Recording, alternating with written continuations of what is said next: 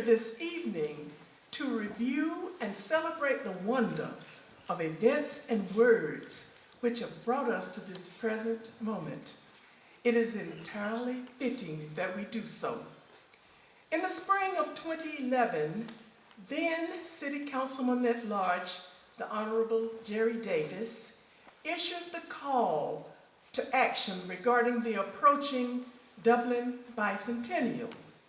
He said it was the time and the occasion for a unique celebration centered around an historical occurrence of nearly 70 years earlier in 1944, when Dr. Martin Luther King Jr., at age 15, came to Dublin with his teacher on an interstate bus and spoke here at this church in the Oratorical contest and won. In 2012, we heeded the call of Civic Leader Davis, and we mounted such an occasion by reviving the Oratorical contest in celebration of Dublin's bicentennial. At that time, the contestants spoke the words lifted from the great speeches of all time and which spanned the past 200 years. The one great difference of that revival contest and the present contest is this: the speeches you will hear today have been planned, written, and are spoken by the future leaders of our city, our state, and our nation, our own boys and girls, our own young men and young women. So, sit back and relax, and with your attentive, loving presence, affirm these young people who will greet us here today with their own words, their own thoughts, and their own researched information. This, then, is the occasion why we are here. Attend and be informed. Thank you. African Americans in a time of war. We want you. Good evening. My name is Quentin Rozier. I'm a member of the Yakima Army, and we have, as a micro-community, declared war on poverty. You will hear this evening different perspectives of our rules of engagement.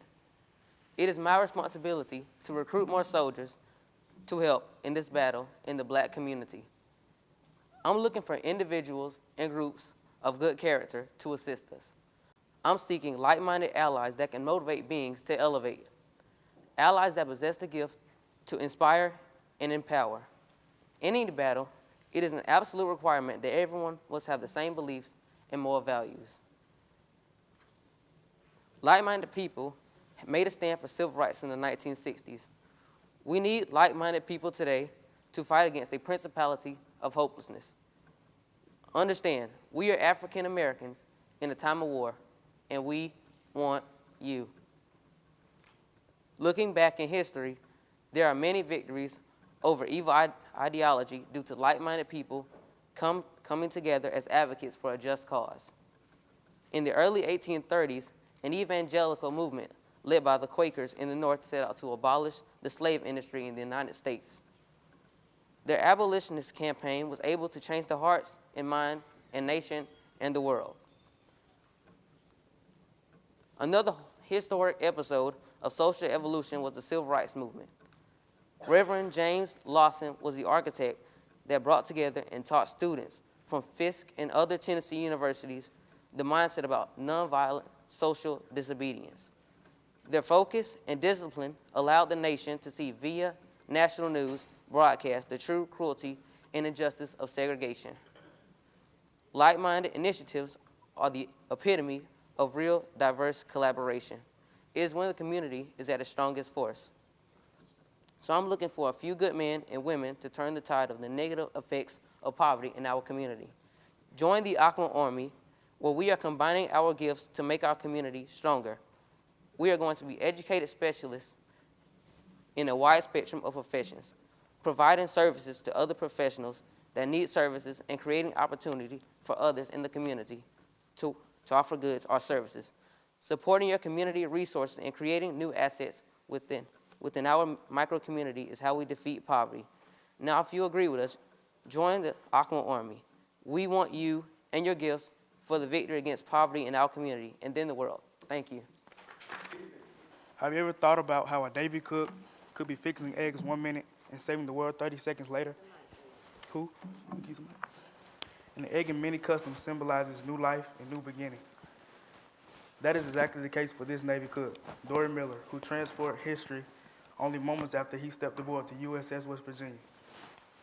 Dory Miller had no idea that he would be the one to influence new ideals about blacks in war, because they were not given combat roles or weaponry training. While serving the Navy as a simple kitchen cook, he responded heroically when the battleship West Virginia attacked at Pearl Harbor. He became the first African American awarded the Navy Cross to his ability and courage. Dory Miller was born in Waco, Texas in 1918. He grew to be 6'3" tall and weighed over 200 pounds. He played high school football and worked on his father's farm until he was forced to drop out of school during the Great Depression. Because of hardships, he enlisted in the Navy at the age of 19 to earn money for his family. The segregation, African Americans were limited in the Navy to non-combat positions such as mess attendants and cooks. So on January 2nd, 1940, Dory was transferred to the battleship USS West Virginia, where he became the main cook. At 6 a.m. Sunday, December 1941, Dory got up early to earn his money, providing wake-up calls and cleaning rooms for officers aboard the ship. The first wave came in at 7:55 a.m. The Japanese tried to destroy all American battleships with dive bombers, torpedo, high-level bombers, and fighters. Torpedoes hit the West Virginia almost immediately, and the ship's captain ordered everyone to battle stations. Dory scrambled to report to his battle station, where he moved wounded men, including the captains, to safety. The officer in charge directed Dory to load ammunition for 2 large, unmanned anti-aircraft machine guns, but Dory had no idea how to use them. The military policies only allowed white soldiers who were trained to operate the guns. But Dory used his initiative to man one of the guns and bravely fired at the enemy aircrafts and bombers. Dory's famous quote about handling the gun, "It wasn't hard, I pulled the trigger and she worked just fine." After running out of ammunition and still under enemy fire, Dory helped soldiers out of water to safety, unquestionably saving the lives of numbers of people who might otherwise have been lost. The damage was so severe that the crew abandoned the ship. 130 Americans were killed, 52 wounded, and eventually the West Virginia battleship sank with 1,541 men on board. First reports on the attack of the West Virginia made reference to brave actions in unidentified African-American sailors. Dory was unidentified until 6 days later, after he was reassigned to the USS Indianapolis. In recognition of his courageous actions, Dory was awarded the Congressional Medal of Honor in 1942. The Navy Cross was featured on the Navy recruitment posters. In 1941, Dory Miller was promoted to the newly constructed escort carrier USS Liscome Bay. He lost his life at the Battle of Liscome Bay in 1943, where a Japanese submarine sank. There were only 272 survivors, and the rest of the crew, including Dory Miller, was presumed dead. In addition to the Congressional Medal of Honor and becoming the first African-American awarded the Navy Cross, the life of this courageous African-American hero has been honored in many ways. Orson Welles presented a radio tribute to Dory Miller, broadcasting April 25, 1944. He was also shown in films including the 1970 movie Tora, Tora, Tora. Additionally, in February 20th, the U.S. Postal Service issued a set of 4 first-class stamps honoring distinguished sailors from the nation's history. The 4 sailors honored included Dory Miller, a black man of great courage who birthed new beginnings for Black America, revolutionizing their rights and embracing dignity and pride. Thank you. Cut lawn mowing down to size with the help of the friendly folks at Hometown Supply. Get the help you need on choosing the right mower and setting up the right payments to fit your budget. Get 12 to 24-month payment options with our in-store financing and make life a little easier. Visit the friendly folks today at Hometown Supply in downtown Dublin, right across from the skyscraper. Hometown Supply, making life a little easier. This is Parker, Hey there. paramedic, new truck owner, expert negotiator. She's a beauty, huh? I've been holding out for the perfect deal. Like all smart shoppers, Parker wanted the lowest interest rate available, which is why he chose Robbins Financial Credit Union. Affordable monthly payments and great service make the process easy. I applied right online. With convenient branch locations and all kinds of online tools and services, Robbins really does make it easy. The way it should be. Robbins Financial Credit Union. Better banking for everyone. Thanks to our community, Dublin-Macon Cardiology is celebrating 14 years of serving Dublin, Lawrence County, and all of Middle Georgia. At Dublin-Macon Cardiology, we've got state-of-the-art cardiac care right here at home. 24 hours a day, 7 days a week. Dr. Vega and his staff are here to serve you. New patients are always welcome and no referral is required. Walk in today to our chest pain center at Dublin-Macon Cardiology, Hospital Drive, right here in Dublin. African Americans in the time of war, confronting the enemy within. Good evening. My name is Diamond Kelly. African Americans are in a battle against a self-induced condition I will identify as poverty. To make the situation even worse, people with the same low state of existence are enclosed together in a low-income community. There is an increased level of despair in low-income communities and high crimes. People are dying senselessly, and many more are going to jail. The focus of my discussion will not be on those issues, the crime and violence influenced by poverty. Instead, let's take a look at the root causes of the enemy and the battlefield we may all have confronted. A large part of our community today is in a war against poverty, the enemy within. In the Alchemy Group, our mentors tasked us to seek the root cause of a problem. So we drew down and discussed many social problems in the Black community. We talked about broken homes, people going to jail, and the violence. The common denominator for the majority of the social challenge was associated with poverty. We identify poverty as this self-induced existence with the respect to the choices people make in their lives. It does not compare to poverty in third world countries, where poverty is produced by famine or warfare that physically destroys communities. In America, poverty is socially motivated, but at the same time, your chance to be prosperous is great if you choose wisely. The process can be choosing is hindered for those who must overcome systemic stereotyping and discrimination. Society's perception of the poor is very negative, often degrading to say the least. They are disrespected, ignored, and feared, which in turn stimulates counter-social emotions of hopelessness, anger, and hatred. But survival is primitive, and a distorted state of mind will very likely resort to bad choices. Look at the diagram displaying the mindset that can influence my choices. If I don't listen, be disrespectful, or feel sorry for myself, I will decrease my chances to grow and poverty will win. But if I do listen and show self-discipline and respect, I will grow and poverty will lose. The battlefield against poverty, folks, is within our minds. The outcome of the battle within can cause a lifetime of misery or a lifetime of bliss. It's your choice. Anything we desire in life only takes a split second to choose. How can one win the battle within? In the 8th chapter of Proverbs, verse 20 through 23, Solomon says, I walk in the way of righteousness, in the midst of the path of justice, to endow those who love me with wealth, that I may fill their treasuries. The Lord possessed me at the beginning of his way, before his work of old. From everlasting I was established, from the beginning, from the earliest time of earth. And there we have it, people. It's simple to win the battle within. Let the wisdom of the Holy Spirit guide you in all things. Thank you. Prayers from our ancestors. Hi, I'm Mariah Martinez. African Americans in times of war actually started with the great tragedy, Mafa. Mafa is the Holocaust against African people who suffered pain, death, and slavery for over 500 years in world history. We are descendants of those survivors and have so much to be grateful for because of their sacrifice. But we are a divided people in America today, and our communities are overwhelmed by the effects of poverty. We are to some degree preventing ourselves from thriving.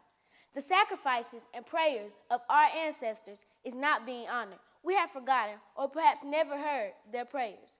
The ancestral prayers is the reason we made it through Mafa and the reason we should be more united. I found an ancestral prayer of a female minister simply named Elizabeth. She gives the following testimony I want to share with you. He said, "Peace, peace, come unto me. At this moment, I felt that my sins were forgiven me and the time of my deliverance was at hand. I sprang forward and fell at his feet, giving him all the thanks and highest praises, crying, 'Thou hast redeemed me, thou hast redeemed me to thyself.' I felt filled with light and love. At that moment, I thought my former guide took me again by the hand and led me upward till I came to the celestial world and at heaven's door, which I saw was open. And while I stood there, a power surrounded me, which drew me in, and I saw millions of glorified spirits in white robes. After I had this view, I thought I heard a voice say, 'Art thou willing to be saved?' I said, 'Yes, Lord.' Again I was asked, 'Art thou willing to be saved in my way?' I heard a whispering voice say, 'If thou art not willing to be saved in the Lord's way, thou cannot be saved at all.' At which I exclaimed, 'Yes, Lord, in thy own way.' Immediately, a light fell upon my head, and I was filled with light, and I was shown the world lying in wickedness, and was told I must go there, and call the people to repentance, for the day of the Lord was at hand. This made me weep bitterly at the thought of what I should have to pass through. And while I wept, I heard a voice say, 'Weep not. Some will laugh at thee, some will scoff at thee, and the dogs will bark at thee. But while thou doest my will, I will be with thee to the ends of the earth.' I was at the time not yet 13 years old when I had came upon myself. I felt like a new creature in Christ, and all my desire was to see the Savior. There is much to learn and love from our ancestral traditions concerning self, family, church, and community. The future is ours to change starting now. I would challenge you all to teach the youth, respect your elders, and honor our ancestors. Thank you. My name is Haven Stanley, and I am a 7th grader at Dillon Middle School. Now, I suppose you are all here today because you need an answer. You need an answer to a question that we, yes us, African Americans, have been asking ourselves for the longest of times. How can we win this war? How can we build up our empire to conquer this battle and land on top? And for those who've never thought about it, try asking yourself. Well, for starters, we have to acknowledge that we are in a war, because most of us now think that everything is fine and okay. However, it is that mindset that causes us to be brought down. And it is that mindset that puts us in second place. And it is that mindset that causes us, yes us, African Americans, to be put on the ground, to pick up cotton for everybody else, fight battles for everybody else, and still come home and be treated with hatred and disrespect, with no gratitude whatsoever, because it is that mindset, that same mindset, that causes us to fall apart. Now next, we have to realize that not all wars are physically fought. Now, in this particular war, we do not need guns and ammunition, which are some of our problems today. We cannot handle the truth without resulting in violence.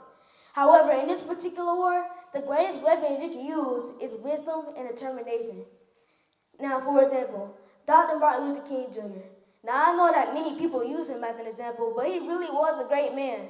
Now, most of us remember him for leading the bus boycott, making the I Have a Dream speech, marching from Montgomery to Selma, and so much more. But however, no offense to all the Dr. King followers, he had one big flaw. He had a dream. However, we need to stop dreaming and start setting goals, because a goal is more realistic than a dream. A goal can change lives. A goal can change the state of Georgia. A goal can change the country of America. And a goal can change the whole entire world. However, we are letting this goal slip out of our fingers right when we had a good grasp. How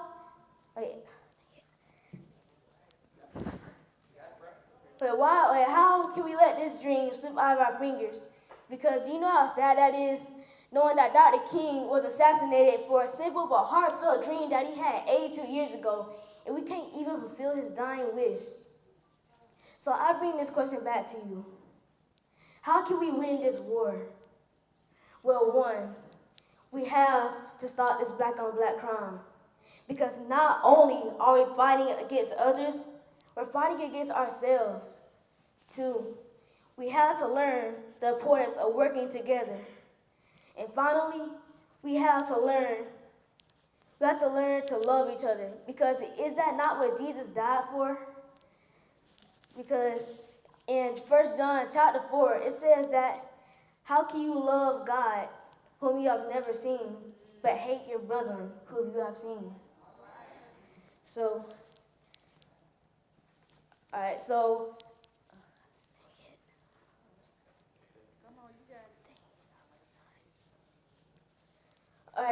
people, we have to learn to love each other, because if we stay in the past and worry about what happened in the past, we will be certain to miss the future. So in my conclusion, I want to leave you with this quote that Dr. King said. He said that our lives begin to end the day we become solid about things that matter. Thank you. Badcock Home Furniture and More is your home store, where you'll find great savings on new living room sets, sofas, love seats, recliners, and more. Badcock Home Furniture and More has great savings every day on bedding and bedroom sets. Shop Badcock Home Furniture and More for a great selection of dining room sets. And save every day on electronics and appliances at Badcock Home Furniture and More, 1927 Highway 441 South in Dublin. Call 275-3144 for more information, or stop by and see Wendy and Tim Sumner or any of their friendly staff today at Badcock and More Home Furniture Store, where no credit is ever refused.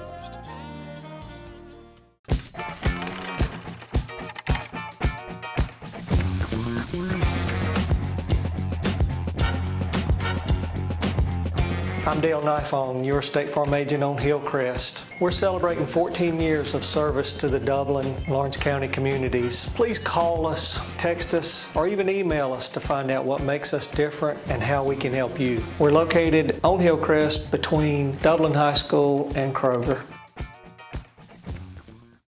Portions of this program are brought to you in part by Fairview Park Hospital, a leader in healthcare for Dublin, Lawrence, and surrounding communities, providing inpatient and outpatient surgery options and rehabilitation therapy services. African American in the time of war, confronting the enemy within. Good evening. My name is Diamond Kelly. African Americans are in a battle against a self-induced condition I will identify as poverty. To make the situation even worse, people with the same low state of existence are enclosed together in a low-income community. There is an increased level of despair in low-income communities and high crimes. People are dying senselessly, and many more are going to jail. The focus of my discussion will not be on those issues, the crime and violence influenced by poverty. Instead, let's take a look at the root causes of the enemy and the battlefield we may all have confronted. A large part of our community today is in a war against poverty, the enemy within. In the Alchemy group, our mentors tasked us to seek the root cause of a problem. So we drew down and discussed many social problems in the Black community. We talked about broken homes, people going to jail, and the violence. The common denominator for the majority of the social challenges was associated with poverty. We identify poverty as this self-induced existence with the respect to the choices people make in their lives. It does not compare to poverty in third world countries, where poverty is produced by famine or warfare that physically destroys communities. In America, poverty is socially motivated, but at the same time, your chance to be prosperous is great if you choose wisely. The process can be choosing is hindered for those who must overcome systemic stereotyping and discrimination.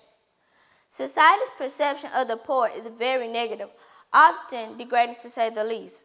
They are disrespected, ignored, and feared, which in turn stimulates counter-social emotions of hopelessness, anger, and hatred. But survival is primitive, and a distorted state of mind will very likely resort to bad choices. Look at the diagram displaying the mindset that can influence my choices. If I don't listen, be disrespectful, or feel sorry for myself, I will decrease my chances to grow and poverty will win. But if I do listen and show self-discipline and respect, I will grow and poverty will lose. The battlefield against poverty, folks, is within our minds. The outcome of the battle within can cause a lifetime of misery or a lifetime of bliss. It's your choice. Anything we desire in life only takes a split second to choose. How can one win the battle within? In the 8th chapter of Proverbs, verse 20 through 23, Psalm says, I walk in the way of righteousness, in the midst of the path of justice, to endow those who love me with wealth, that I may fill their treasuries. The Lord possessed me at the beginning of his way, before his work of old. From everlasting I was established, from the beginning, from the earliest time of earth. And there we have it, people. It's simple to win the battle within. Let the wisdom of the Holy Spirit guide you in all things. Thank you. Prayers from our ancestors. Hi, I'm Mariah Martinez. African Americans in times of war actually started with the great tragedy, Mafa. Mafa is the Holocaust against African people who suffered pain, death, and slavery for over 500 years in world history. We are descendants of those survivors and have so much to be grateful for because of their sacrifice. But we are a divided people in America today, and our communities are overwhelmed by the effects of poverty. We are to some degree preventing ourselves from thriving. The sacrifices and prayers of our ancestors is not being honored. We have forgotten or perhaps never heard their prayers. The ancestral prayers is the reason we made it through Mafa and the reason we should be more united. I found an ancestral prayer of a female minister simply named Elizabeth. She gives the following testimony I want to share with you. He said, peace, peace, come unto me. At this moment, I felt that my sins were forgiven me and the time of my deliverance was at hand. I sprang forward and fell at his feet, giving him all the thanks and highest praises, crying, Thou hast redeemed me, thou hast redeemed me to thyself. I felt filled with light and love. At that moment, I thought my former guide took me again by the hand and led me upward till I came to the celestial world and at heaven's door, which I saw was open. And while I stood there, a power surrounded me, which drew me in, and I saw millions of glorified spirits in white robes. After I had this view, I thought I heard a voice say, Art thou willing to be saved? I said, Yes, Lord. Again I was asked, Art thou willing to be saved in my way? I heard a whispering voice say, If thou art not willing to be saved in the Lord's way, thou cannot be saved at all. At which I exclaimed, Yes, Lord, in thy own way. Immediately, a light fell upon my head, and I was filled with light, and I was shown the world lying in wickedness, and was told I must go there, and called the people to repentance, for the day of the Lord was at hand. This made me weep bitterly at the thought of what I should have to pass through. And while I wept, I heard a voice say, Weep not. Some will laugh at thee, some will scoff at thee, and the dogs will bark at thee. But while thou doest my will, I will be with thee to the ends of the earth. I was at the time not yet 13 years old when I had came upon myself. I felt like a new creature in Christ, and all my desire was to see the Savior. There is much to learn and love from our ancestral traditions concerning self, family, church, and community. The future is ours to change starting now. I will challenge you all to teach the youth, respect your elders, and honor our ancestors. Thank you. My name is Haven Stanley, and I am a 7th grader at Dillon Middle School. Now, I suppose you are all here today because you need an answer. You need an answer to a question that we, yes us, African Americans, have been asking ourselves for the longest of times. How can we win this war? How can we build up our empire to conquer this battle and land on top? And for those who've never thought about it, try asking yourself. Well, for starters, we have to acknowledge that we are in a war, because most of us now think that everything is fine and okay. However, it is that mindset that causes us to be brought down. It is that mindset that puts us in second place. It is that mindset that causes us, yes us, African Americans, to be put on the ground, to pick up cotton for everybody else, fight battles for everybody else, and still come home and be treated with hatred and disrespect, with no gratitude whatsoever, because it is that mindset, that same mindset, that causes us to fall apart. Now next, we have to realize that not all wars are physically fought. Now, in this particular war, we do not need guns and ammunition, which are some of our problems today. We cannot handle the truth without resulting in violence. However, in this particular war, the greatest weapons you can use is wisdom and determination. Now, for example, Dr. Martin Luther King Jr. Now, I know that many people use him as an example, but he really was a great man. Now, most of us remember him for leading the bus boycott, making the I Have a Dream speech, marching from Montgomery to Selma, and so much more. But however, no offense to all the Dr. King followers, he had one big flaw. He had a dream. However, we need to stop dreaming and start setting goals, because a goal is more realistic than a dream. A goal can change lives. A goal can change the state of Georgia. A goal can change the country of America, and a goal can change the whole entire world. However, we are letting this goal slip out of our fingers right when we had a good grasp. How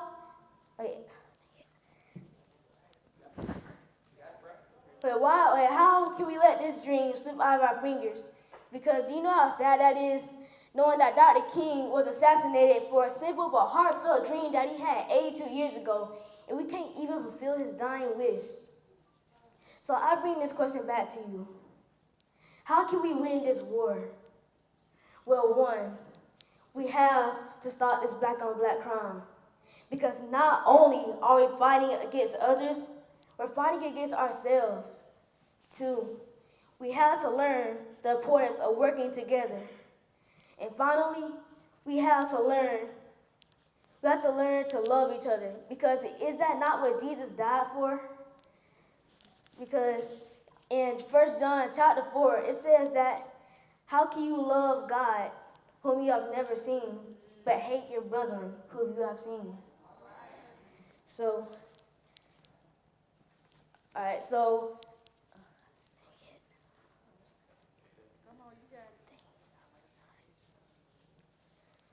So people, we have to learn to love each other. Because if we stay in the past and worry about what happened in the past, we will be certain to miss the future. So in my conclusion, I want to leave you with this quote that Dr. King said. He said that our lives begin to end the day we become solid about things that matter. Thank you. Hi, I'm Chuck Harwell, Community Bank of Dublin, Lawrence County. Stop by and see us today for a car loan, a boat loan, vacation loan, any type consumer loan you may need. You can get your answer today, not 2 days, 3 days from now, by local lenders involved in the community. Community Bank of Dublin, Lawrence County, serving Dublin for over 12 years.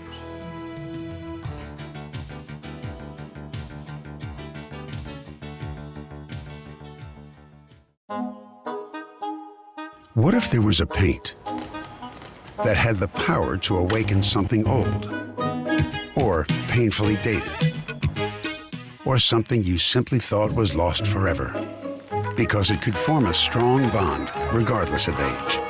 If a paint could give any time-worn surface stunning new life, you have to wonder, is it still paint?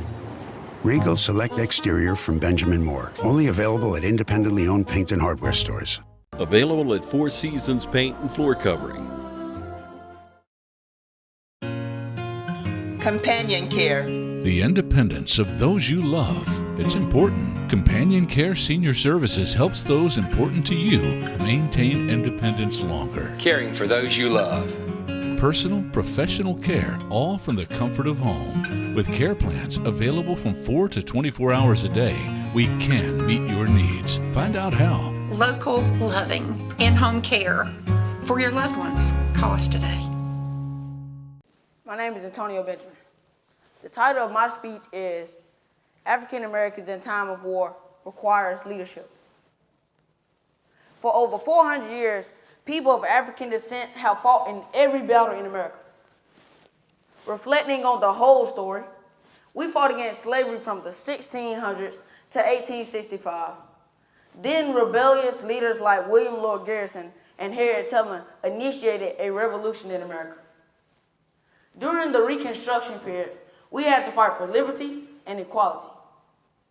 And thank God for intellectual leaders like Booker T. Washington and W.E.B. Du Bois that argue persuasive visions for change. In the 1950s, the Civil Rights Movement was fought by citizens from all nationalities and religious denominations, brought together by Dr. Martin Luther King. His efforts elevated the moral consciousness of the country. There was also physical battles. And we know all about the horrors of the Civil War and 2 world wars. I'm talking about an ideological battle with an enemy that hides. That enemy is poverty. Presently, African Americans are in war against poverty with misguided leadership. The character of a great leader should change as the enemy change. The attack of poverty on African Americans is tragic. On the front line against poverty, your choices are morally challenged. You find yourself at a fork in the road to choose between right and wrong.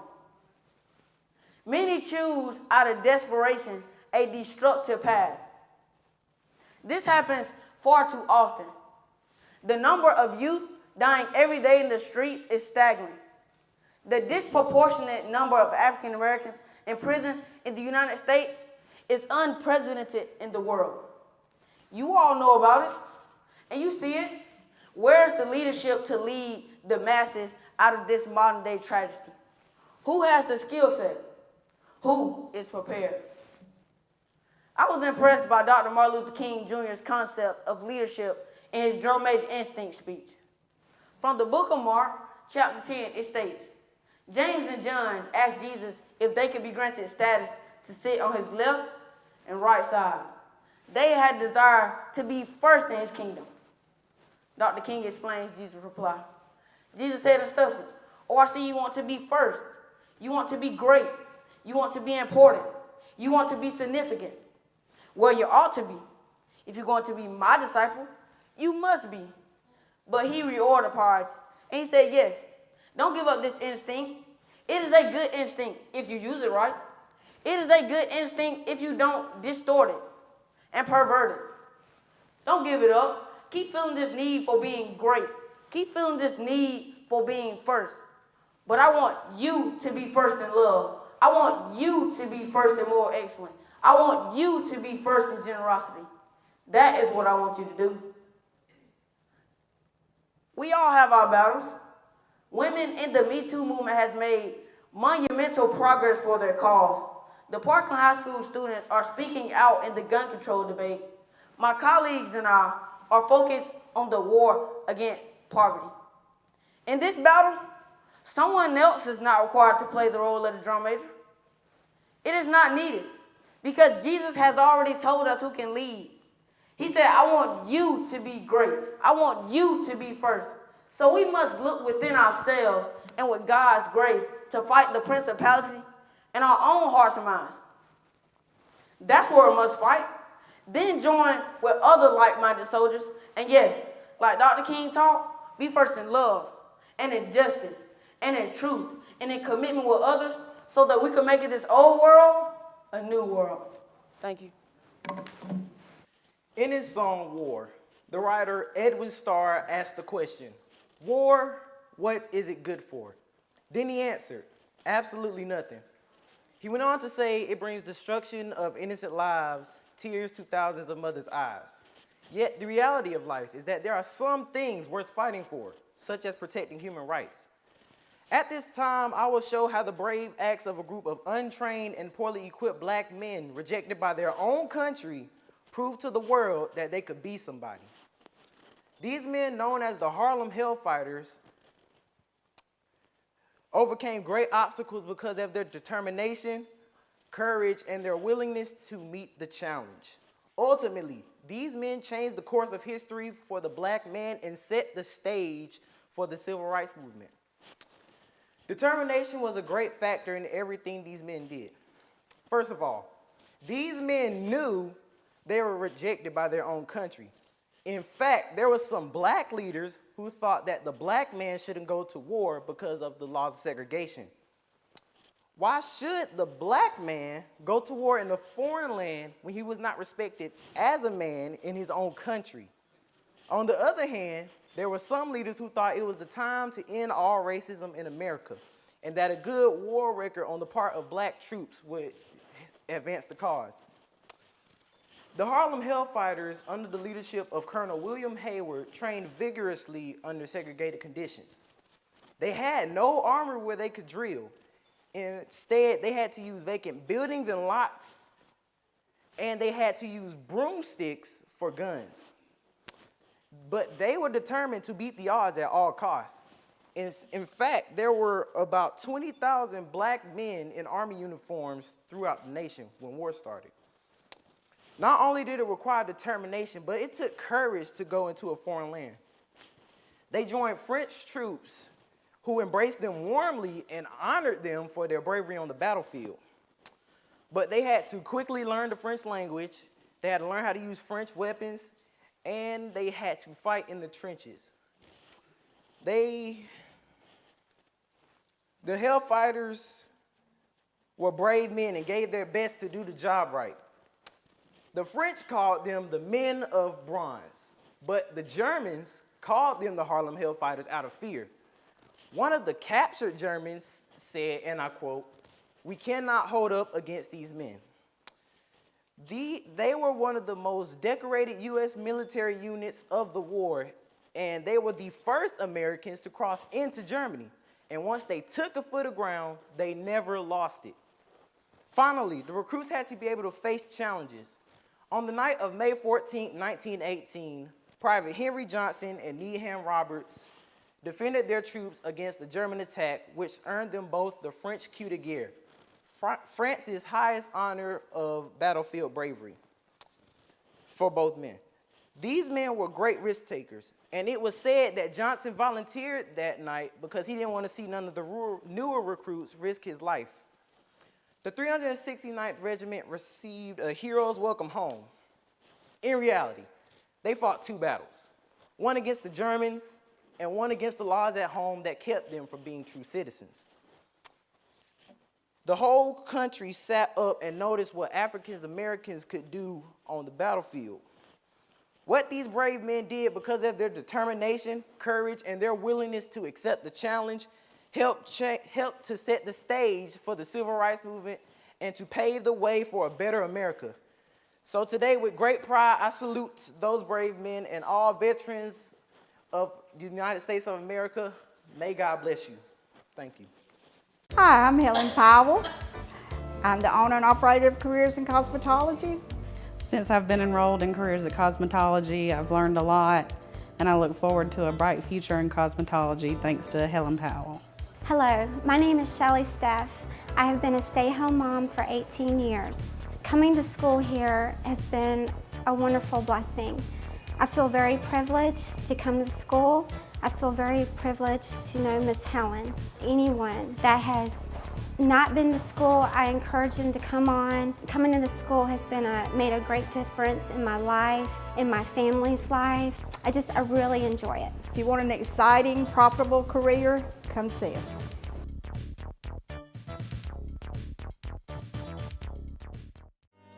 Badcock Home Furniture and More is your home store, where you'll find great savings on new living room sets, sofas, love seats, recliners, and more. Badcock Home Furniture and More has great savings every day on bedding and bedroom sets. Shop Badcock Home Furniture and More for a great selection of dining room sets. And save every day on electronics and appliances at Badcock Home Furniture and More, 1927 Highway 441 South in Dublin. Call 275-3144 for more information, or stop by and see Wendy and Tim Sumner or any of their friendly staff today at Badcock and More Home Furniture Store, where no credit is ever refused. Meet Kate, design consultant, always on the run. Hi. Wherever she goes, she can keep track of her accounts with Robbins Financial Credit Union's free online banking. All I need is my phone or tablet, and I'm set. She can open new accounts, transfer funds, or make mobile deposits with a simple snap of a picture. That's my favorite, of course. Last week, she even applied for her new car loan right from her tablet. And I got exactly what I was looking for. Thanks, Robbins. Robbins Financial Credit Union. Better banking for everyone. William Harvey Carney Jr. was born to William and Ann Dean Carney on February 29, 1840. And just like his parents, Carney was unfortunately given the title of being a slave on a Virginian plantation. Carney Jr.'s father, William Carney Sr., managed to abscond from slavery with the help of the Underground Railroad. William Sr. did not abandon his family, but was fortunate enough to find them and buy them their freedom. Eventually, the Carneys moved to Bedford, Massachusetts, which was a free state. Growing up, Carney Jr. was inspired to be a priest, but with Abraham Lincoln's new military strategy, the Emancipation Proclamation interested him in more. The Emancipation Proclamation not only proclaimed freedom for slaves, but also gave them a chance, and free African Americans, a chance to fight in the Civil War on the side of the Union. William Carney Jr. soon joined the part of the 54th Regiment, which is a group of African American troops, and was later raised to become the sergeant of the regiment. During the battle at Fort Wagner in 1863, Carney's army was sent to fight. During the battle, Carney's army was weak and wounded. Despite his battle wounds, Carney made it his mission not for the regimental colors to touch the ground. The 54th continued to struggle, but when reinforcements came in, officers arrived, Carney informed them that the regimental colors did not touch the ground. Soldiers in the 54th Regiment were said to be exceptional fighters. No other soldier took a mission seriously in the Civil War than they did. Perhaps the social aspect of the war is the reason behind this. Every bullet that fired and every step taken towards the Confederates gave Carney and the others opportunity to take a blow against slavery and manifest himself equal to his white comrades.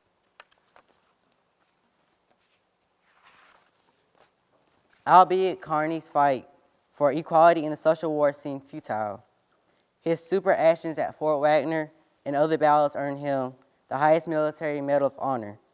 Carney was the only African American to receive this award, and after he passed away, the state of Massachusetts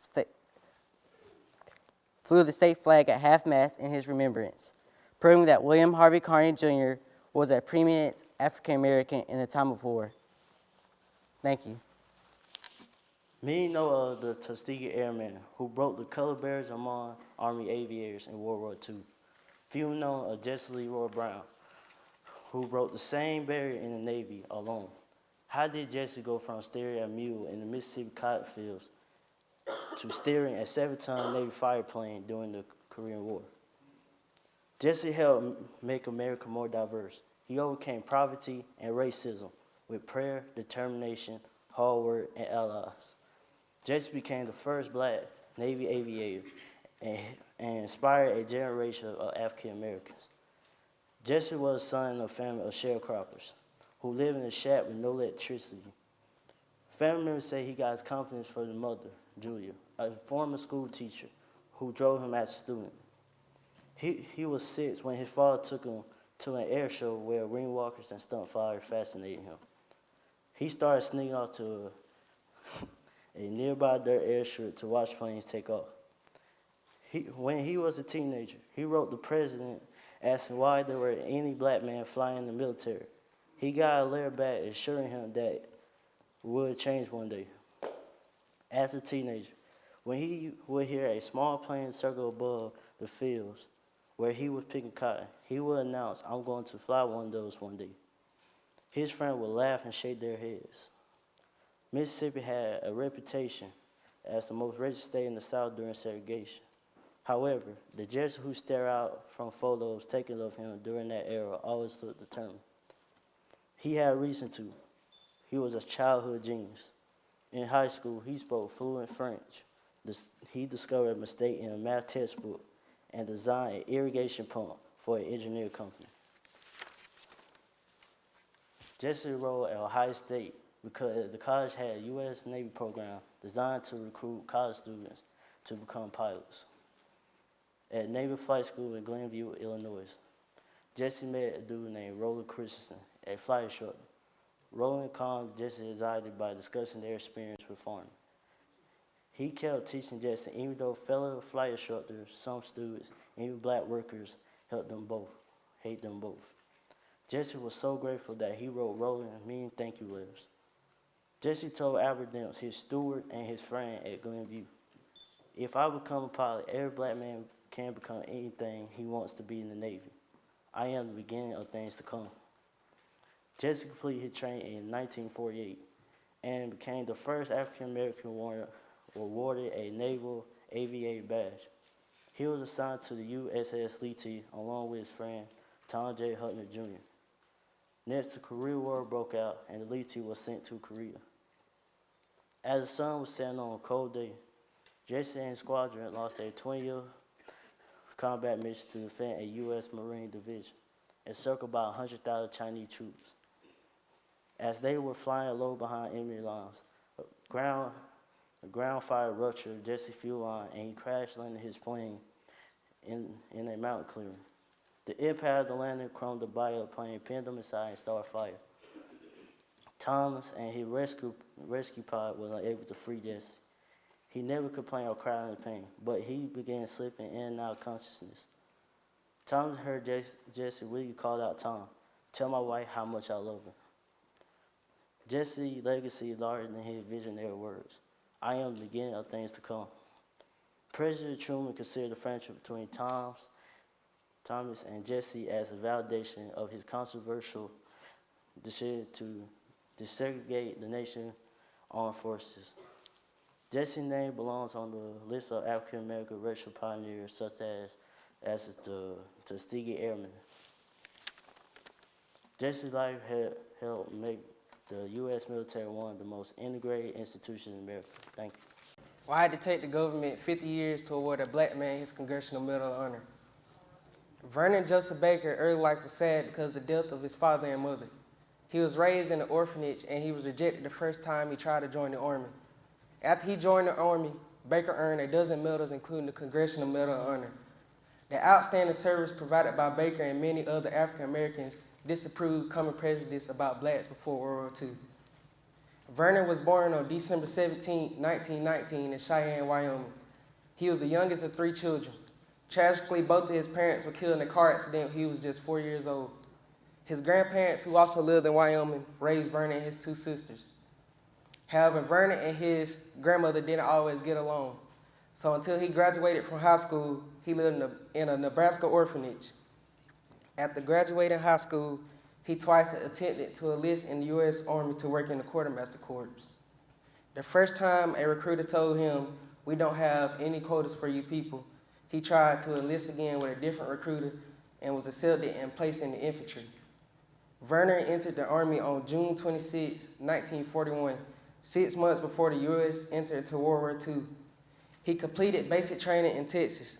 Next, Vernon finished Officer Candidate School and was commissioned as a second lieutenant, January 1943, 15 months before his heroic action saved numerous lives and earned him the nation's highest military honor. In June of 1944, Vernon was sent to Italy with the all-black 92nd Infantry Division. Early spring of 1945, his unit was ordered into combat. On the morning of April 5th, Vernon participated in an attack on the German stronghold Castle Agenhof. His brave actions during the battle were finally recognized 50 years after World War II ended. A Pentagon investigation of black military honors commended Vernon and 6 others for his top decoration, the Medal of Honor, never before awarded to a living African American that served in World War II. Vernon at 76 was the only one of 7 heroes still alive to receive the award from President Clinton. Vernon's Medal of Honor citation states in part, "For extraordinary heroism and action on 5th and 6th April 1945 near Viareggio, Italy. Lieutenant Baker demonstrated outstanding courage and leadership in destroying enemy installations, personnel, and equipment during his company's attack against a strongly entrenched enemy in mountainous terrain. When his company was stopped by the concentration of fire from several machine gun emplacements, he crawled to one position and destroyed it, killing 3 Germans. Continuing forward, he attacked the enemy observation post and killed 2 occupants. With the aid of one of his men, Lieutenant Baker attacked 2 or more machine gun nests, killing or wounding the 4 enemy soldiers occupying these positions. He then covered the evacuation of the wounded personnel of his company by occupying an exposed position and drawing the enemy's fire. Lieutenant Baker's fighting spirit and daring leadership were an inspiration to his men and exemplified the highest tradition of the armed forces. In Harold Evans' book, The American Century, he wrote about the nonviolent war for equality that blacks fought before, during, and after World War II, and the unrequited loyalty of Vernon and other black Americans. Mississippi U.S. Senator Eastland's pre-World War II opinion of black was overwhelmingly negative. He said, they are an inferior race, they will not work, they will not fight.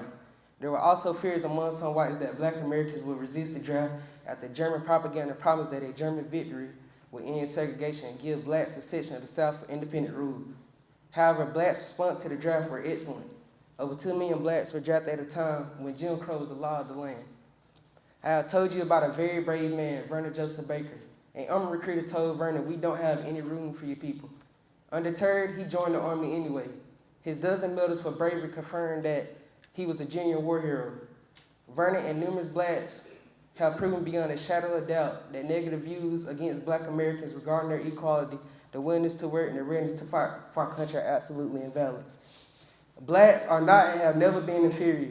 Blacks are industrious, and in spite of the imperfections of our democracy, blacks have demonstrated a willingness to lay down their lives to defend our nation. Good evening. My name is Kamisha Miles, and today I will inform you on African Americans in the time of war.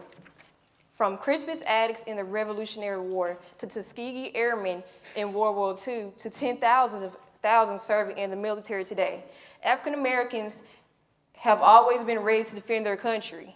This was true even when racial bias deprived them of equal rights and opportunity in the military. Here are a few stories of brave and ambitious African Americans in times of war.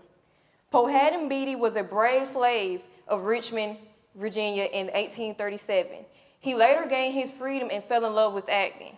When the Civil War broke out, Beatty, 25 years old, enlisted in the Union Army. He was quickly promoted to sergeant and oversaw 47 other black recruits in non-combat jobs. As the war dragged on, the men were given guns and sent into the battle. In September 1864, Beatty's division attacked the enemy of Chaffin's War near Richmond. When his unit's flag bearer was killed, Beatty braved heavy fire and ran the length of 6 football fields to retrieve the banner. With all the unit's officers and most of the enlisted men dead or wounded, Beatty took over and led a second charge, the enemy and driving the enemy back. For this, Beatty was awarded the Medal of Honor, the nation's highest military award. He lived a half-century and appeared on stage many times. Even as a boy, Jesse Brown dreamed of flying. He even wrote the President Franklin Roosevelt and asking, why are there no black pilots in the military? He got back a form saying that would change one day. 11 years later, in 1948, he became the first black pilot in the U.S. Navy. Brown had felt the sting of racial taunts all his life, but the military ended its policy of racial segregation and allowed him to sign.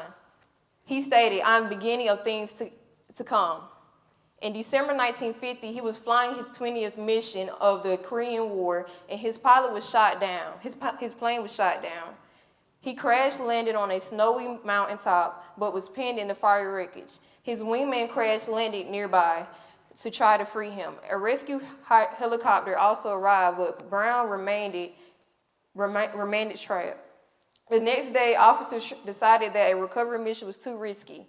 Instead, the site was bombed to keep the aircraft and Brown's body from falling into the enemy's hand. The Navy honored Brown by naming a ship the USS Jesse L. Brown after him. Naja West grew up eating, drinking, breathing, and living Army. Her dad served 33 years, and 9 of her 11 other siblings were in the military. She couldn't wait to join. She was also keen on science, inspired by Mr. Spock, the part human, part Vulcan science officer on the Starship Enterprise in the Star Trek series. After high school in Maryland, she went to the U.S. Military Academy at West Point in just the 3rd class to admit women. Followed by medical school, the new doctor served as a captain in the 1991 Persian Gulf War. West 56 was raised to work hard and do her best. As a black person and a woman, she was told others would judge her differently, but it didn't affect her wartime service. Over the years, more posting and promotions followed. In 2015, West became a Surgeon General Sergeant General of the Army and a top's daughter. She was also the first African-American woman Star General and also the highest ranked female graduating from the West Point. One thing we all can agree on, Mr. Spock would be proud of her. As you can see, these African Americans were brave and ambitious during the times of war. They fought for a country at a time where they weren't even seen equal. However, they didn't let that stop them from being who they wanted to be. In fact, they proved those who doubted them wrong. Those who told them, you're African American, you can't fight for us. You're African American, you can't fly planes. Not only are you African American, you're a woman, you can't become a doctor. They didn't let all the hate back home stop them from being great. Today, we should keep that in our minds. Don't allow the hate to keep you from being great. Thank you. Now, tell me, what do you see when you look into the eyes of an African American soldier? Well, when I look into those heroic eyes, I see a story of trials and tribulations. Those brave men and women were up for the challenge of fighting to protect a country that didn't even recognize them as human beings. African Americans have showed great strength through the times of war and throughout the civil rights movements. And now we're still in the war today. I want to start off by introducing you to Poetin Betty, whose courageous acts earned him the Medal of Honor, the nation's highest military award. Betty enlisted at the age of 25 and served as first sergeant in the Union Army's 5th U.S. Colored Infantry Regiment. On September 1864, Betty's division attacked the enemy at Chapin's Farm near Richmond, Virginia. When the unit's flag bearer was killed, Betty had to brave heavy fire and run the length of 6 football fields in order to retrieve the unit's banner. With most of the unit's officers and men wounded or dead, Betty took second charge, drawing the enemy back. Now, just imagine the surprise other soldiers felt knowing that a black man helped lead the way to victory. Now I want to present to you the works of the Black Panther Party. When soldiers were coming home from World War II, they were met with harsh treatment from their fellow countrymen. Even then, there were segregation laws put into place like Jim Crow that kept blacks and whites separated in all ways that were possible. One of your known groups who helped fight for equality in all aspects of life was the Black Panther Party. As stated on the website Marxist.org, Huey Newton and Bobby Seale founded the Black Party for self-defense. The Panthers practiced militant self-defense of minority communities against the U.S. government and fought to establish revolutionary socialism through mass organizing and community-based programs. The key word in the last sentence that I just stated was fought. African Americans were still fighting for their equality, but instead of it being in a war, they were fighting in a war with the system. Finally, I want to bring your attention to how African Americans are still in the war today, but instead of it being with a true enemy or in combat, we're in a war with each other. It's becoming more and more frequent to turn on your TV and hear about how a young black man has robbed the life of another young black man.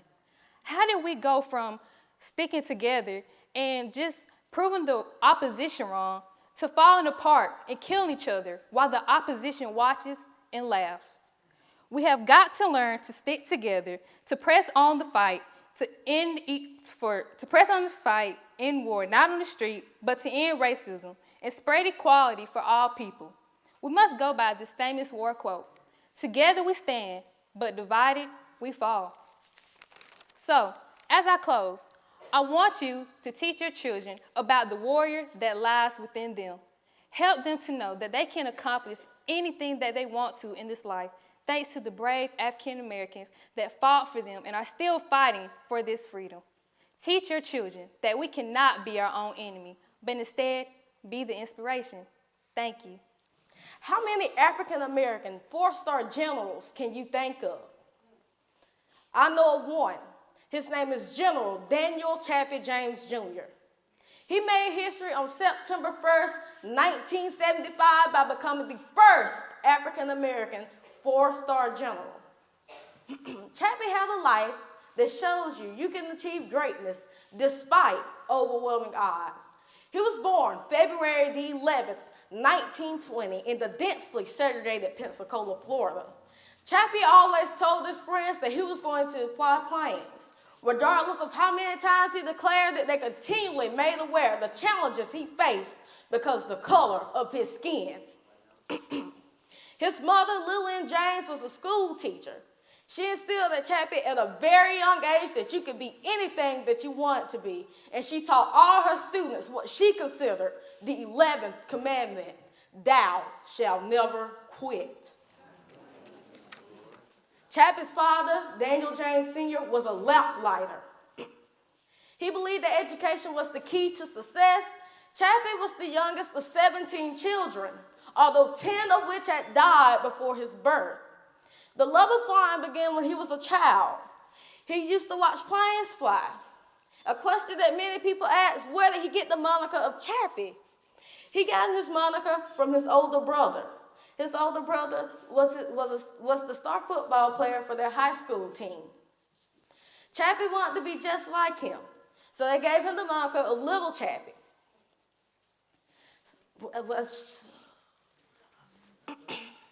When he was in high school, assuring promise of growing over 6 feet, 200 pounds, Little was dropped.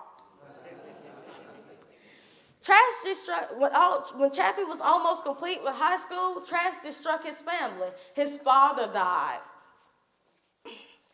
His death did not prevent him from graduating high school and enrolling in Tuskegee Institute in 1937 and graduating in 1942. He entered the Army Air Corps and trained other pilots. The program was an experiment intended to test the ability of black men to become pilots. James and other officers were tested and put through trials and hard. James was commissioned as a second lieutenant in 1943. James and other officers were tested and put through trials and hardships while stationed in Selfridge, Massachusetts. Officers were humiliated in numerous ways. Since the military was supposed to be separate but equal, black officers did not have an officers' club. One day, a group of male African-American officers went into the white officers' club. They sat down and they requested service. That night, the black officers were charged with mutiny and disobedience. In September of 1949, General James was stationed at Clark Air Force Base as a flight leader for the 12th Fighter Bomb Squadron. He received the Distinguished Flying Cross for valor when he and another pilot experienced a flame out in a T-33 aircraft at 50 feet above the ground. The crash knocked the pilot in the front unconscious. Chappie had to smash his back against the canopy in order to break it. He rescued the other pilot just before the plane burst into flames. Chappie received orders to fly. After recuperating, Chappie received orders to fly in Korea, where he flew 101 combat missions in the F-51 and F-80 Mustang aircraft. He was awarded the Distinguished Flying Cross in 1950, leading a flight of F-51 Mustangs at closed air support for the UN troops. His heroics saved U.S. soldiers from annihilation. After that, Chappie quickly rose into ranks, and in 1969, he was sent to Thailand, where he flew 78 combat missions. One mission, he led a flight of MiG-21s for the highest total of enemy planes shot down.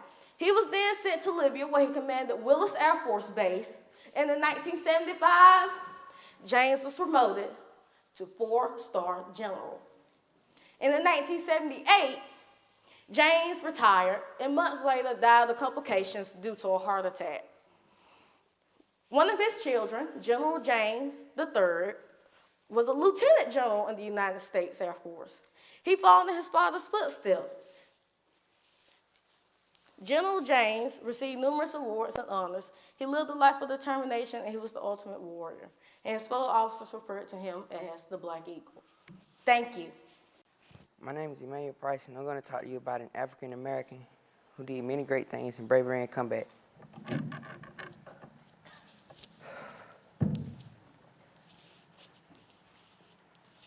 We have some great African Americans who did many great things. James Anderson Jr. saved many lives by demonstrating bravery in combat and earning the Medal of Honor. How did he do it? Was it because he was an African American? Or was it because he was a male? Hold on, because I'm going to tell you. P.L.C. Anderson was born on January the 22nd in 1947 in Los Angeles, California. After graduating from senior high school, P.L.C. Anderson attended Los Angeles Harbor Junior College for a year and a half before enlisting in the Marines in the early 1966. Private Anderson left college to enlist in the United States Marine Corps on February 17, 1966, and received recruit training with the 1st Recruit Training Battalion, Marine Corps Recruit Depot in San Diego, California. He was promoted to first class upon graduation from recruit training in August 1966. He then transferred to Camp Pendleton, California, where he received further training with the 2nd Battalion, 2nd Infantry Training Regiment. In December 1966, Private First Class Anderson received the Republic of Vietnam, where he served as a rifleman with Company F in Chiang Tri Province. On February 28, 1967, he was mortally wounded when he covered a grenade with his body to save his teammates. On February 28, 1967, he was mortally wounded On February 28, 1967, while on patrol outside of the village of Cam Lo, Chiang Tri Province, P.L.C. Anderson's platoon came under heavy enemy fire. During the ensuing firefight, an enemy grenade landed near P.L.C. Anderson and a number of other Marines. P.L.C. Anderson pulled the grenade to his chest, curled around it, and absorbed the majority of the blast with his body, heroically saving the lives of many Marines around him at the cost of his own. On February 21st, 1968, P.L.C. Anderson Jr. was posthumously awarded the Medal of Honor for heroism in Vietnam, the first time an African-American Marine to receive this medal and one of only 5 African-American Marines to be awarded this medal. In 1983, the United States Navy acquired the Danish merchant ship Emma under a long-term charter. The ship was placed in service under the direction of the Military Sealift Command and renamed USNS P.L.C. James Anderson Jr. in honor of P.L.C. Anderson. In addition to the Medal of Honor, P.L.C. Anderson's medals and decorations include the Purple Heart, the National Defense Service Medal, the Vietnam Service Medal with 1 Bronze Star, the Vietnamese Military Merit Medal, the Vietnamese Gallantry Cross with Palm, and the Republic of Vietnam Campaign Medal. In conclusion, James Anderson Jr. made a big impact as an African-American male.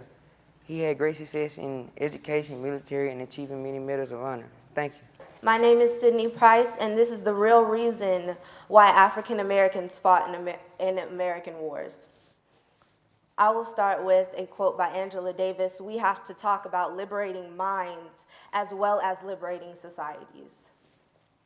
African Americans played a large role in American wars. They fought in the Boston Massacre of 1770. They surpassed legal barriers in order to even fight in the War of 1812. They made large impacts in Pearl Harbor, World War I, World War II, but they were still treated as less than in and out of the military, in and out of war. Statements from Franklin D. Roosevelt stated that there should be no reason for discrimination of people willing to fight for a country that's not even fighting for them. Fighting for a country that has only given them evil and hatred. Many of those black soldiers, they come home and they expect to be praised, but they weren't. All of the medallions, all of the awards, that meant nothing. It meant nothing because the media didn't cover it. The newspapers did not put it in the stories. Guess who got the credit? The white soldiers. Tuskegee Airmen fought to break down these racial barriers, but was that enough? African Americans fought to prove that they were worthy. They fought to prove that they could be more than slaves, that they are more. In a book written by Adolf Hitler, he said that Black people are being put in positions of power, but they don't deserve those roles. African Americans fought because they wanted to prove that they belong here as well as everyone else, that they belong to stay in this country as freed men, that they could be lawyers, they could be doctors, they could be teachers and creators, that they were more than slaves. They fought back then and they're fighting now in 2018. African Americans are fighting to prove that they are here, that they are powerful. Right now, every 25 years, Congress has to vote that African Americans indeed are 100% human because the Constitution says that we're 1/3 of a human being.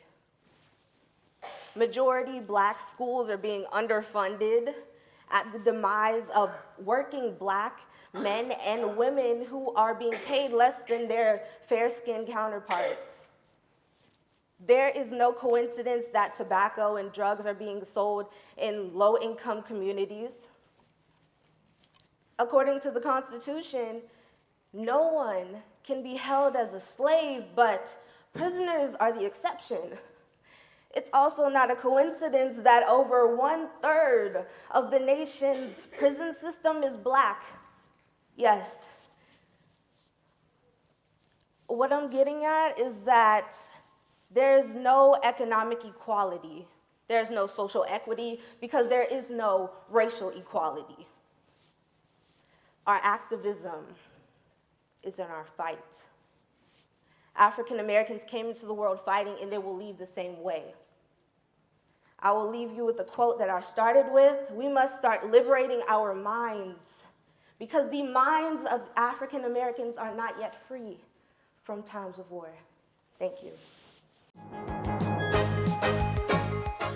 Now at Jack's Hamburgers, get 10 Jacks at a sack for just $10 plus tax. That's 10 Jacks at a sack for $10 plus tax. Offer good 3 to 7 p.m. Monday through Friday. And the super special this week, 12 singles, 4 chips, 4 drinks for just $13.99. Or get 12 hot dogs, 4 drinks, 4 chips for just $13.99. All month long, it's the super special at Jack's Hamburgers. This week's lunch special, 4 doubles, a bag of chips, and a drink for just $4.99. That's the lunch special, available 11 to 2 at Jack's. Jack's, the oldest operating restaurant in Dublin. For expert computer repair service, count on Hometown Supply. Repairs on desktops, laptops, iPads, and more. Hometown Supply offers in-store and on-site computer repair service, including removal of viruses, recovering data, replacing screens, battery replacement, performing upgrades, and much more. From password recovery, hard drive replacement, keyboard repair, antivirus software installation, complete service made easy and convenient. For professional and personal computer repair, call on Hometown Supply. Your experts for computer repair service. Phone 272-0345 or visit us across from the skyscraper in downtown Dublin. For expert computer repair service, count on Hometown Supply. My name is Aviance Marshall. I'm in the 9th grade, and this is African Americans in times of war. Since the first African American set foot on American soil, we have been at war. Not just slavery, where they dealt with 400 years of hard labor, beatings, rape, and emotional pain. Not just World War II, where the Tuskegee Airmen or Red Tails who flew more than 15,000 sorties through 1943 and 1945 and proved to the American public that African Americans could effectively serve their country. We are at war with our jobs. For example, Black women will have to work 7 months into 2018 to be paid the same as a white male in 2017. Myth number 1, if a Black woman worked harder, they get paid what they deserve. See, the truth is, black women work more hours than a white woman. They have increased their work hours 18.4% since 1979. Yet the wage gap relative to white men has grown. We are at war with our education system. Close your eyes. No, like really, close your eyes. Now imagine yourself sitting in class. You're a 15-year-old Diana and Maya Cook. Your teacher comes up to you and gives you a detention slip. And you are sitting in confusion like, what just happened? So you collect your books and you begin walking towards detention. You enter detention and you ask, why have you received a slip? The teacher responds, their reason is the socioeconomic issues and that they want the environment to be education friendly. So you feel the sadness and the anger overcome you, and you begin to feel the tears run down your face. You may not open your eyes. So you telling me that students can't learn because I have braids in my hair? It doesn't seem too fair now, does it? We are at war within our community. Several weeks ago, the 22-year-old Stephon Clark was killed in his own backyard. Police believe that he was armed with a gun. Then they changed the story to him having an object that may have been a crowbar breaking people's car windows 2 blocks away. Come to find out, it was his cell phone the whole time. How could he do that with a cell phone in his own backyard? But you see, it's the assumption that African Americans are thugs and thieves and murderers. It is an assumption that we are at war in every aspect of life. We are stereotyped by the music we make or listen to, by what we wear, how we talk, and what we do. We are judged because we fight each other and blame each other for our own wrongdoings. We have our fathers leaving their daughters, not giving them that fatherly love, and leaving their sons not being there to teach him how to be a real man. We have mothers more concentrated on being the new Real Housewife of Atlanta or the new Cardi B than taking care of their children. We have our young men more focused on selling poison and getting money than his education. Our young women are doing things they don't have any business doing behind schools instead of being focused on accomplishing their goals. What happened to the big mamas of the neighborhood? What happened to the sense of community? Remember, it takes a village to raise a child. It seems like we are at war within our communities because we are at war with each other. Accountability seems to be a thing of the past, and the ease of blaming each other seems to be the future. To end this war, my fellow African American brothers and sisters, we need to resolve the issues from within. Wars are won by fighting small battles at a time, and every small victory counts. So everyone needs to get on the front lines of this war and strap up their boots and work together, or we will never get what our ancestors died for, and that is peace. Thank you. African Americans in times of war?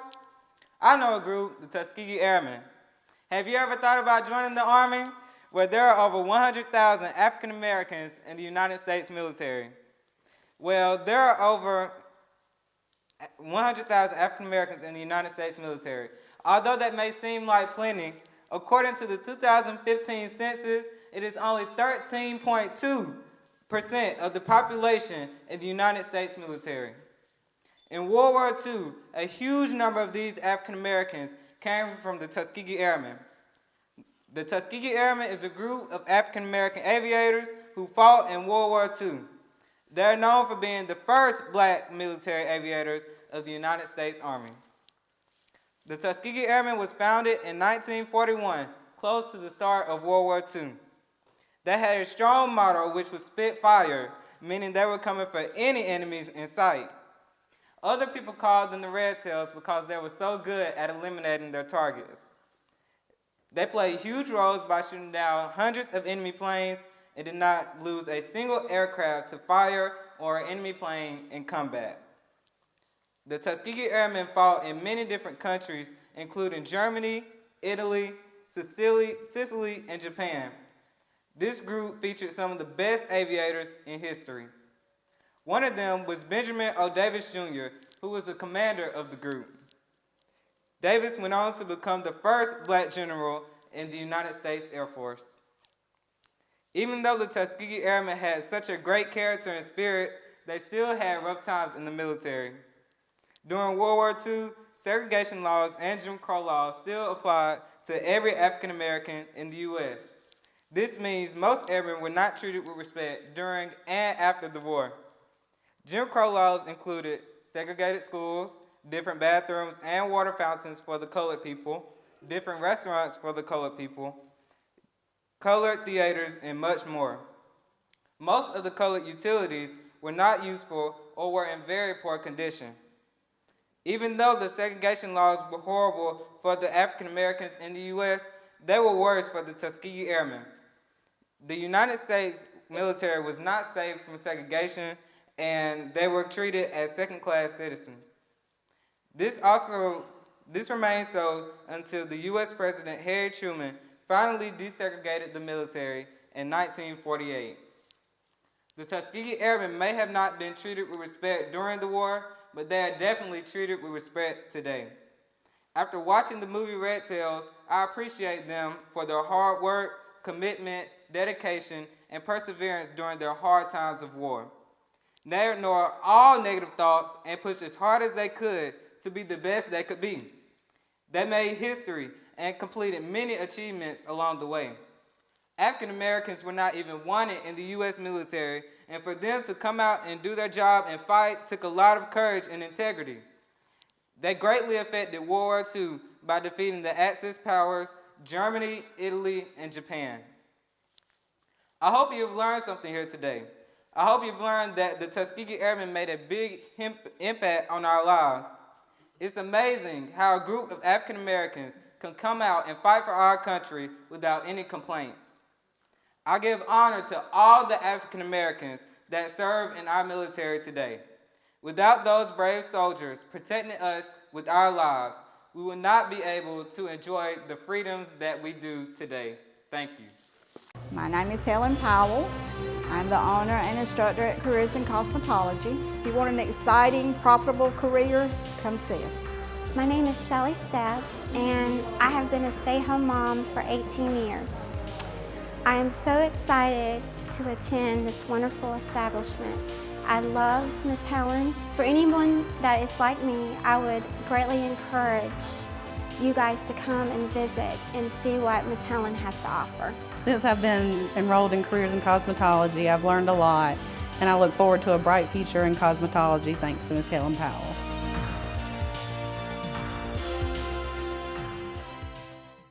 Cut lawn mowing down to size with the help of the friendly folks at Hometown Supply. Get the help you need on choosing the right mower and setting up the right payments to fit your budget. Get 12 to 24-month payment options with our in-store financing and make life a little easier. Visit the friendly folks today at Hometown Supply in downtown Dublin, right across from the skyscraper. Hometown Supply, making life a little easier. At third place, $50, Cameron Robinson.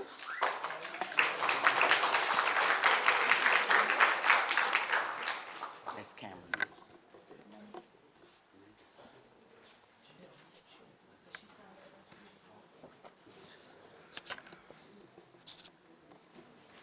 Oh, I can't get it, Jan. Okay, sorry. Commissioner Miles.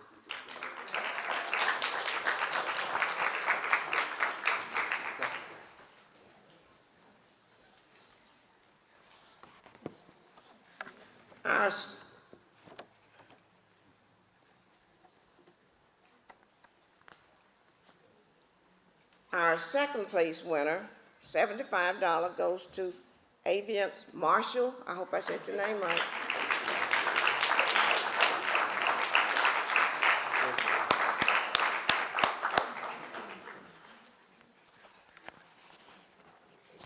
We had a tie for first place in the high school. Both will get $100.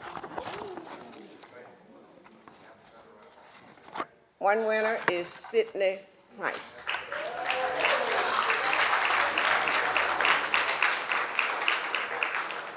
Don't let them turn their back.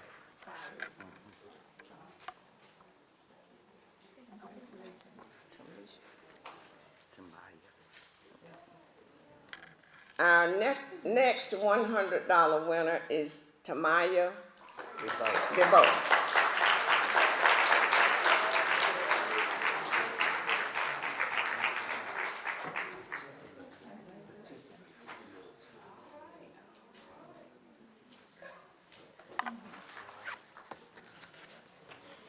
Okay, our participants in middle school each will get $25. Mariah Martinez.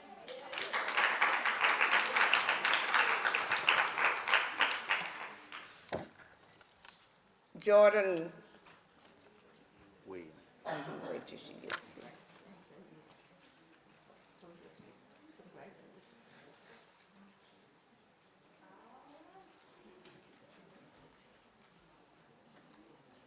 Jordan Williams.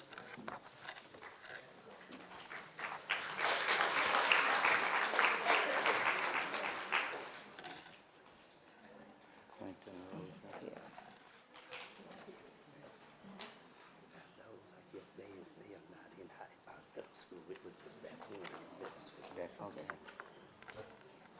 It's a high school. That was a high school too. High school, and so was Jordan. Okay. All right, and Jordan Rozier. Quentin, I'm sorry, Quentin Rozier.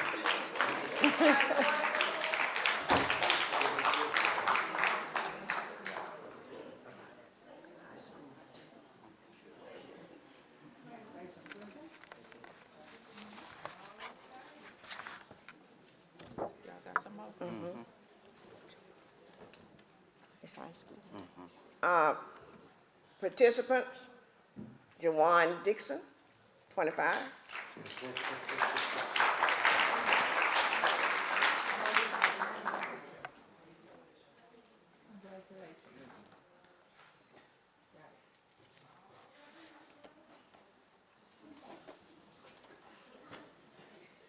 Avery Minor.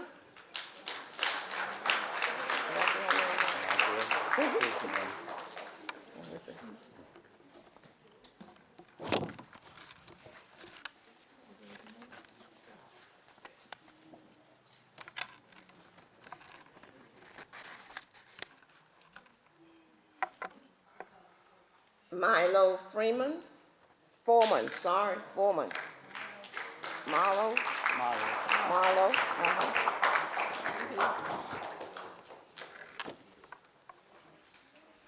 Is that Javon Robinson?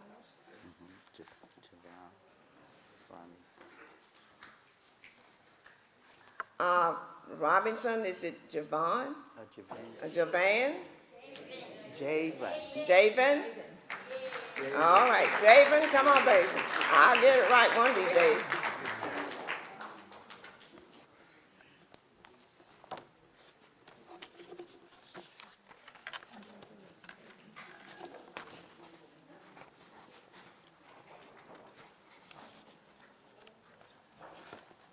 Emmanuel Price.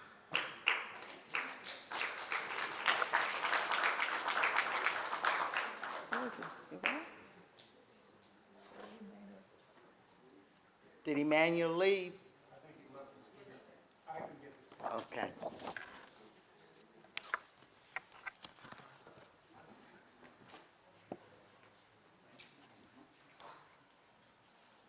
And the last one, certainly not least, Quincy Howard.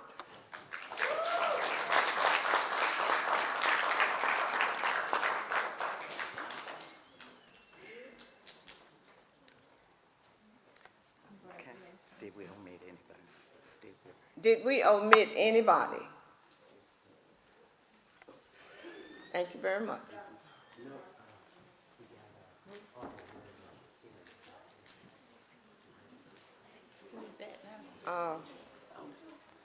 Just the check. Okay. We have an honorary check here for $100 for Kennedy Blackwell Lewis.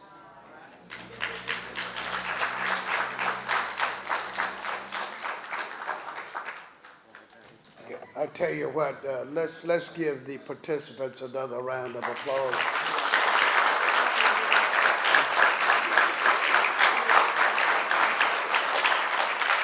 And participants, give your parents and all of your supporters a round of applause. I tell you, we have had some dynamite speeches, and I just want to encourage your children.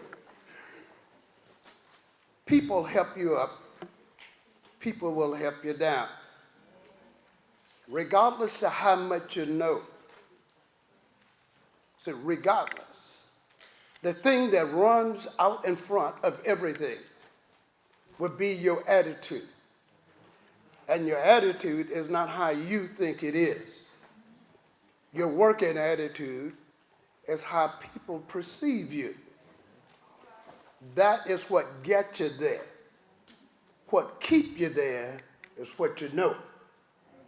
So be mindful wherever you are of your conduct, because people are placing a perception on you.